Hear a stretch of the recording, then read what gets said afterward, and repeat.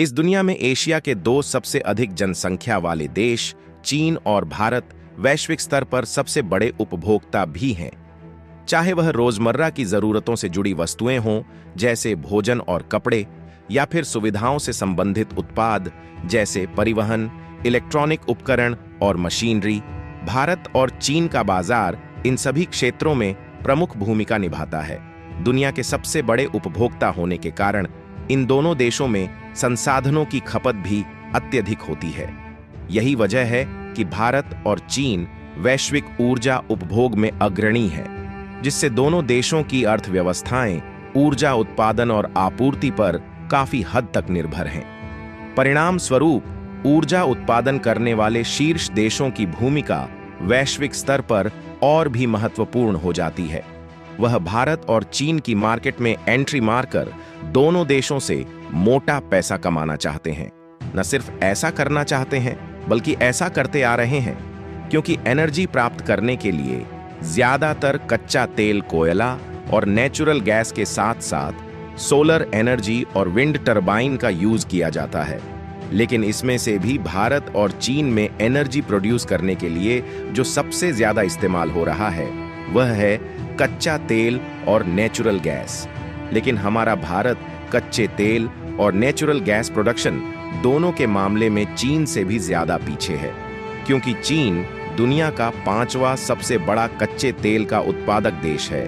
इसलिए वह अपनी ज्यादातर जरूरत का कच्चा तेल खुद के देश में प्रोड्यूस कर लेता है, जिससे उनका पैसा बच जाता है और बहुत ही कम मात्रा में उन्हें कच्चे तेल और गैस इंपोर्ट करना पड़ता है। लेकिन भारत की स्थिति इससे अलग है, क्योंकि कच्चे तेल और प्राकृतिक गैस के मामले में हमारी निर्भरता ओपेक और ओपेक प्लस देशों पर लगातार बढ़ रही है।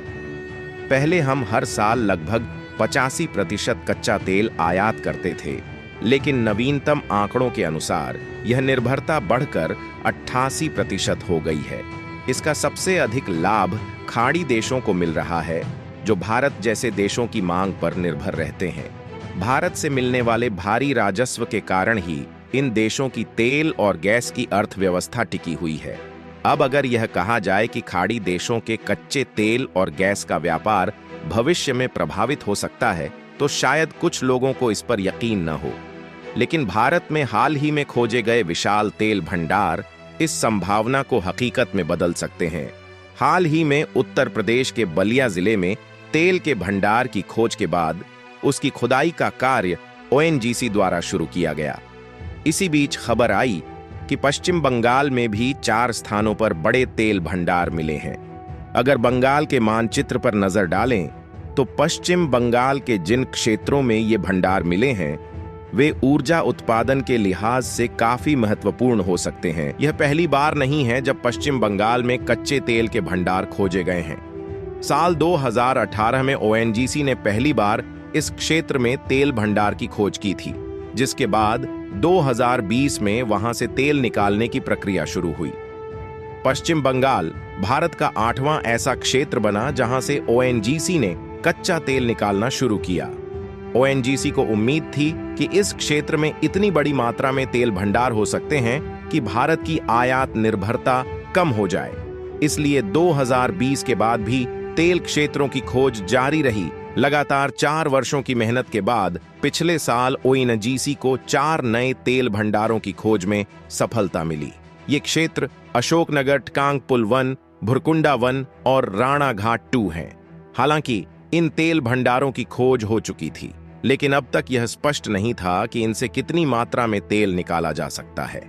हाल ही में हुए नए आकलनों से संकेत मिले हैं कि यहां तेल उत्पादन की संभावनाएं काफी आशाजनक हैं, जिससे भारत की ऊर्जा आत्मनिर्भरता बढ़ सकती है। में खबर आ रही है कि इन चारों इलाकों में ओएनजीसी का दावा है कि भारी भरकम मात्रा में कच्चे तेल के भंडार मौजूद है, क्योंकि ओएनजीसी ने यहां की जमीन में कच्चा तेल पाए जाने के लिए अलग अलग प्रकार से जियोलॉजिकल सर्वे कर लिया है। यहां तक कि इस जगह पर मिट्टी और पानी में मौजूद गैसों का एनालिसिस भी किया गया, ताकि यह पता चले कि कच्चा तेल जमीन के नीचे मौजूद है या नहीं। हालांकि इन इलाकों में कच्चा तेल होने का कंफर्मेशन तो ओएनजीसी ने दे दिया है और ओएनजीसी इस इलाके में कुएं की खुदाई करके कच्चे तेल को निकालना भी चाहती है। लेकिन समस्या की बात यह है कि अभी तक राज्य सरकार की तरफ से यहाँ की जमीन लीज पर लेने के लिए अप्रूवल नहीं मिला है, और जैसे ही ओएनजीसी को अप्रूवल मिल जाता है सरकार की तरफ से, तो यहाँ पर कच्चे तेल के कुएं की खुदाई शुरू कर दी जाएगी। कुछ असत्यापित रिपोर्ट के मुताबिक बंगाल की खाड़ी में 30 अरब टन तेल मौजूद है, जो इराक के भंडार का 2.5 गुना और सऊदी अरब के लगभग बराबर है। अगर मोटे अनुमानों पर गौर करें तो इसके अनुसार भारत के एक्सक्लूसिव इकोनॉमिक जोन में अब तक नहीं खोजे गए तेल संसाधन सेवन 4 अरब टन से अधिक है, जो 50 से अधिक वर्षों तक की जरूरतों को पूरा करने के लिए पर्याप्त है। हालांकि कि भारत को इन तेल भंडारों के बारे में अब पता चला है। अगर शायद यही बहुत पहले पता चल जाता तो हम अपनी न जाने कितने बिलियंस ऑफ डॉलर बचा सकते थे, और भारत की रिफाइनरी को फुल कैपेसिटी पर ऑपरेट करके ज्यादा से ज्यादा कच्चे तेल को रिफाइंड करके दूसरे देशों में भी एक्सपोर्ट कर सकते थे। लेकिन अब शायद सरकार भी जरूरत को समझ रही है, इसलिए अब की बार पेट्रोलियम रिजर्व को एक्सप्लोर करने के लिए 5,597 करोड़ रुपए बजट में एलोकेट किए हैं। फिलहाल हमारा यही कहना है कि अगर इतने बड़े तेल के भंडार भारत में मिले हैं तो सरकार की तरफ से ओएनजीसी को तेल के कुएं की खुदाई करने के लिए अप्रूवल देना चाहिए। अगर ओएनजीसी यह काम अकेले नहीं कर पाती तो इन्हें विदेशी भागीदारों की भी तलाश करनी चाहिए।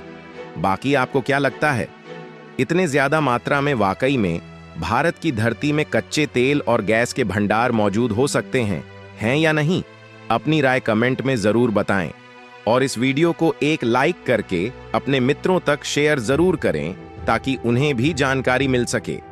इसी तरह और भी नॉलेजेबल वीडियो देखने के लिए चैनल को सब्सक्राइब करके बेल आइकन को ऑल पर जरूर सेलेक्ट करें। जय श्री राम।